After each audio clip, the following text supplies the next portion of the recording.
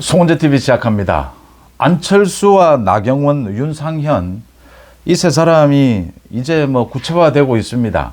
국민의힘 전당대회 당권에 도전하겠다라고 준비를 하고 있고 여러 가지를 고민하고 있는 사람들입니다. 7월 말 8월 초쯤에 전당대회가 치러질 것이다. 그래서 윤상현 같은 경우에는 지금 전국적으로 열심히 뛰고 있습니다. 그런데 이 세 사람이 최근 들어서 헛발질, 실수, 그래서 정치적으로 결정적인 타격을 입었다라고 하는 것입니다. 먼저 안철수입니다. 최상병 특검법 이 부분에 대해서 국민의힘은 똘똘 뭉쳤고 5명을 제외하고는 민주당이 오히려 분열하는, 그래서 이재명이 정말 이 개망신을 당했다 이런 이야기가 나올 정도로 국민의힘은 똘똘 뭉쳤는데 안철수가 최상병 특검법 찬성한다라고 공개적으로 밝혔습니다. 국민의힘 5명의 의원 가운데 안철수가 공개적으로 밝혀서 가장 관심을 끌었습니다. 그런데 이게 지금 국민의힘 내부 분위기로나 또 이 법안이 악법인데다가 최상병 특검법이 이재명이 이 최상병 그 사건에 대해서 좀 상세한 수사를 하자, 좀 엄중하게 수사를 하자, 이게 아니고 윤석열 정부에 대한 탄핵으로 분위기를 끌고 가기 위해서 최상병 특검법을 강행한 것이다 라는 그런 저희들이 모두 드러나면서 국민의힘은 똘똘 뭉쳤다. 민주당 내에서도 반발이 나왔다라고 하는 것입니다. 여기에 대해서 안철수가 끝까지 최상병 특검법이 필요하다 찬성을 하면서 안철수의 정무적인 감각, 또 안철수가 이 최상병 특검법 이 법안을 읽어보기나 했느냐, 이게 얼마나 악법이냐, 대표적으로 지금 특검을 임명을 하는데 대통령이 임명권을 갖고 있습니다. 그런데 이 대통령의 임명권을 사실상 없애는 것입니다. 이 특검 2사람을 국회에서 추천하기로 되어 있는데 이걸 이재명 마음대로 추천하겠다라고 하는 것입니다. 2명을 추천해서 대통령이 그 가운데 1명을 임명하는데 이재명 마음에 드는 사람 2사람을 추천하게 되면 대통령은 사실상 그 둘 중에 누구를 선정을 해도 이재명 마음대로 특검을 임명하는 이런 식이 되는 것입니다. 그래서 법안으로나 정무적인 감각으로나 안철수가 타격을 입었다, 치명상을 입었다라는 것이고요. 나경원은 또 최근에 대통령의 임기 단축 개헌 가능하다 이런 발언을 해서 이게 지금 국민의힘 내부에서 또 국민의힘 지지층으로부터 지금 무슨 소리를 하는 것이냐. 이재명 조국이 탄핵을 입에 달고 살고 탄핵이 안 되면 개헌이라도 하자, 이렇게 지금 이야기하고 있는 상황. 대통령의 임기 단축은 사실상 지금 이재명 조국이 바라는 탄핵과 같은 결과를 가져오게 됩니다. 그래서 조국이 이 쌍수를 들고 환영을 했죠. 나경원의 이 개헌에 대해서. 나경원이 하루 만에 자신의 입장을 바꾸고 철회를 하긴 했지만 나경원이 기본적으로, 나경원도 법조인인데 기본적으로 개헌 문제를 모르고 이야기한 것은 아니다라는 겁니다.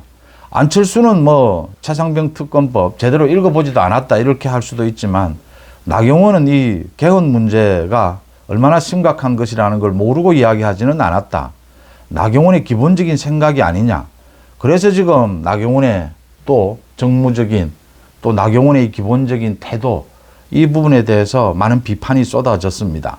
비판 정도가 아니고 거의 국민의힘 대부분이 나경원에 대해서 비판을 하고 있는 이런 상황이어서 나경원이 결정적인 타격을 입었다 이렇게 보입니다.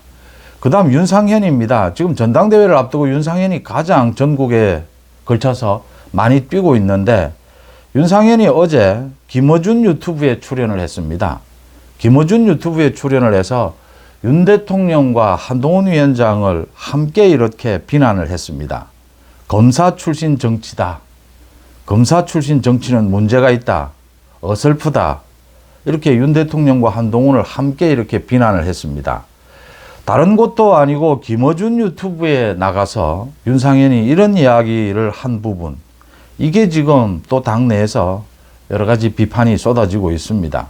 여기 김어준 유튜브에 나가서 하필 그런 이야기, 윤 대통령을 공격하고 또 한동훈에 대해서는 윤상현이 계속해서 비판을 하고 있습니다. 전당대회에 출마해서는 안 된다, 이런 소리까지 하고 있습니다.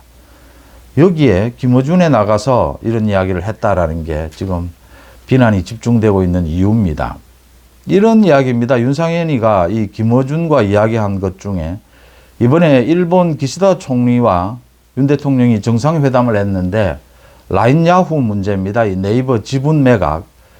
일본에서도 기시다 총리가 네이버 지분 매각 요구는 아니었다. 그 보안 문제였다.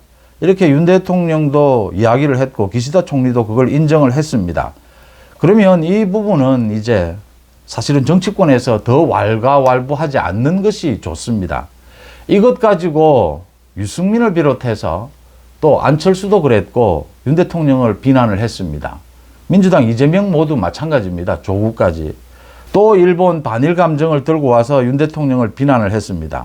그런데 윤 대통령과 기시다 총리의 회담에서 이야기가 다 나왔습니다. 네이버의 지분을 매각하는 것이 아니라 보안이다라는 걸.